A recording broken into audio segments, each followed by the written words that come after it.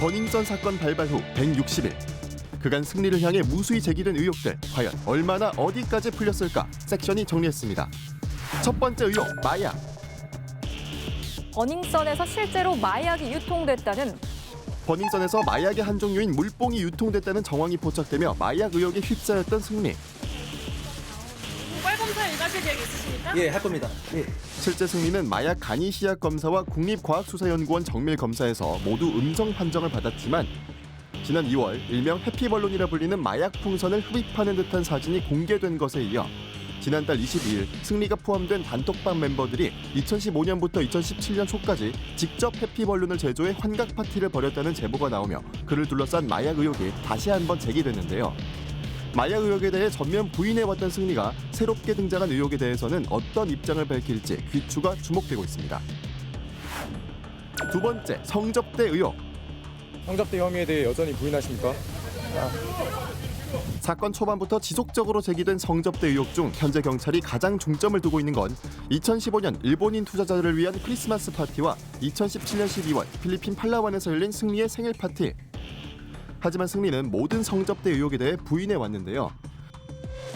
이에 경찰은 필리핀 팔라완 생일 파티 관련 인물 12명과 일본인 투자자 관련 총 27명을 조사했으며 성매매 연관 여성 17명을 입건, 이 여성들 중 대부분이 혐의를 시인한 것으로 밝혀졌습니다.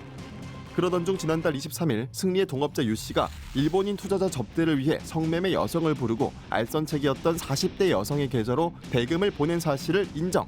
하지만 승리는 일본인 투자자들의 숙소만 잡아줬을 뿐 성매매 사실은 알지 못한다며 또다시 혐의를 전면 부인, 두 사람의 진술이 엇갈렸는데요. 그런데 승리가 지불한 숙박비 3천만 원이 전 소속사인 YG 엔터테인먼트의 법인카드로 결제됐다는 사실이 밝혀졌습니다. YG 측은 승리가 법인카드를 쓴 건 맞지만 나중에 정산을 마쳤다며 유명 연예인들의 이 같은 선납 방식은 일반적이라고 진술한 것으로 알려졌는데요. 성매매 알선 등의 법인카드를 사용했고 회사 측 관계자들이 이러한 사실을 알고도 법인카드 사용을 용인했다고 하면은 해당 행위에 사실은 공범으로까지 처벌받을 수도 있습니다. 다만 법인카드를 개인적인 용도로 사용하는 걸 묵인했다고 하면은 횡령이나 불식회계 등의 문제의 소지가 있을 뿐입니다. 전속 계약이라는 거는 매니지먼트에 대한 계약이기 때문에 이러한 횡령이나 탈세 같은 불법 행위와는 원칙적으로 무관하고 형사처벌의 문제는 여전히 남습니다.